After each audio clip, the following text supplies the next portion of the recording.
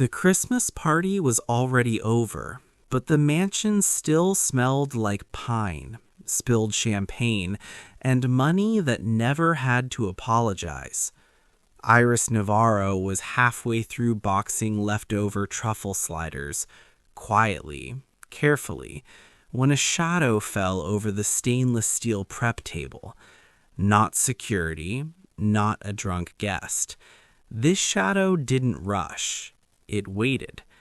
That's when she knew she was caught.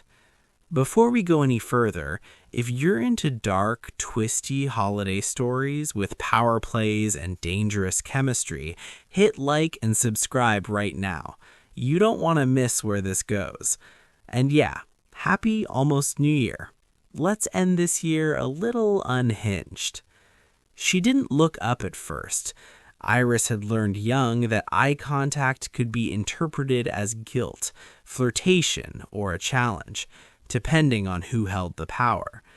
Instead, she snapped the lid onto the container and slid it into her catering bag like muscle memory. "Those were cleared," a man said calmly. Not loud, not angry. Worse, curious. Iris wiped her hands on her apron and finally turned around. Calloway Sterling didn't look like the kind of man who should exist in real life. Tall in a way that felt architectural, dark hair that refused to be neat, a black suit that probably cost more than her monthly rent, worn like he'd forgotten he had it on. His eyes weren't cold exactly, but they were alert, observing, the kind of eyes that noticed things people thought were invisible. "Staff meal," Iris said smoothly. "Health code allows it. Reduces waste." He glanced at the bag. "You cater my grandfather's Christmas gala and steal from me?" She bristled. "I feed my staff. Some of them worked 16 hours tonight." A beat. Then, unexpectedly, he smiled. Just a little. "That wasn't an answer, but it was interesting," he said. This was how her business ended, she thought. One inspection away already. One wrong move from losing everything that stood between her family and sleeping in their car again. "Fire me," she said, "or don't, but I'm leaving." She stepped past him. He let her. Instead, he said, "How much do you make in a good year?" She stopped. That was worse than being yelled at. She turned back slowly. "Excuse me?" Calloway gestured toward the ballroom beyond the kitchen doors. Crystal chandeliers, a judge's idea of festivity, wealth arranged like proof. "How much does someone like you make keeping people like us fed?" "Enough to survive, never enough to breathe." Something flickered behind his eyes.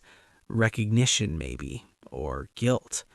"My grandfather is dying," he said quietly, "and he has one last demand." She laughed once, sharp. "Not my problem." "It might be," he said, "if I offer you $2 million.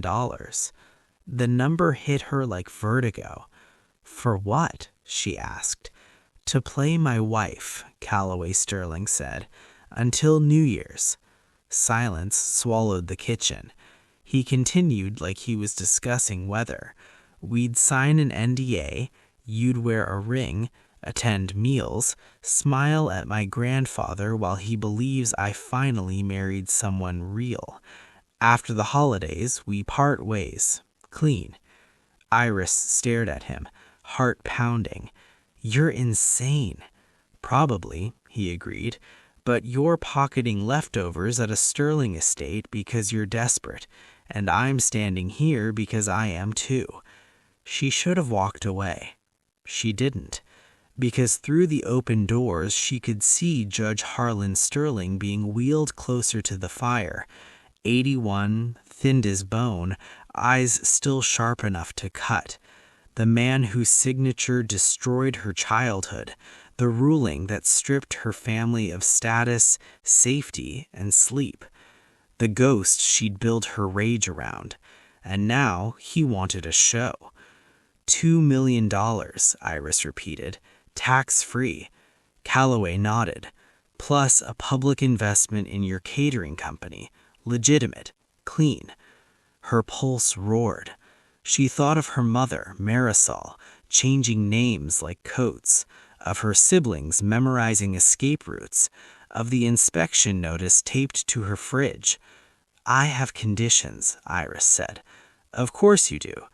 No physical relationship, no ownership over my business, and I control my image. Calloway studied her like she just passed a test he hadn't told her about. Agreed. Welcome to the Sterling family. By midnight, Iris was in a guest room the size of her childhood apartment, wearing a borrowed silk dress, her hand heavy with a vintage diamond ring that belonged to Calloway's grandmother. By 12:07 a.m., she was signing an NDA thicker than a Bible, and by 12:10 a.m., Judge Harlan Sterling smiled at her with watery satisfaction and said, "Finally, someone suitable." Iris smiled back. Inside, she was already planning his funeral. Living at the Sterling compound was psychological warfare dressed as luxury. Morning coffee meant sitting across from Judge Sterling while he reminisced about protecting borders and cleaning up neighborhoods. Iris nodded politely while her stomach twisted itself into knots. Worse, Marisol Navarro was there, her mother, in a housekeeper's uniform, eyes wide with terror when she recognized her at the breakfast table. That night, Marisol cornered her in the linen closet. "What have you done?" she whispered in Spanish, hands shaking. "Do you know where we are?" "I know exactly where we are, and why." "You're playing with fire," Marisol hissed. "If he recognizes me, he won't. And if he does, good." That was the first lie she told herself. Calloway, meanwhile, tried too hard to make it easy. Separate bedrooms, soft jokes, late-night talks by the window overlooking snow-dusted vineyards. "I hated this place growing up," he admitted one night. "All that control, all that fear disguised as tradition. Yet here you are," Iris said, "trying to dismantle it from the inside." She wanted to hate him. Instead, she found herself listening. "If you're still with me, drop a comment. I want to know, what would you do in her place? Because it only gets messier from here." Vivian Cross arrived 3 days later, Calloway's ex, CFO of the Sterling Empire. Sharp cheekbones, sharper instincts. She clocked Iris immediately. "You're interesting," Vivian said with a smile that didn't reach her eyes. "I get that a lot," Iris replied. Vivian's gaze dropped briefly, to the ring, to Iris's posture, to the way Calloway unconsciously leaned closer. "Interesting," her eyes said. That night, Judge Sterling drifted in and out of morphine sleep, muttering names, places. And then, "The Navarro case," he whispered. Iris froze. Calloway looked up. "What about it, Grandpa?" The old man frowned, agitated. "Paperwork wasn't right. They rushed it. Told me it was clean." Iris's heart slammed against her ribs. Rushed, not right. Something he covered up. And suddenly, revenge wasn't just emotional, it was possible. Part 2.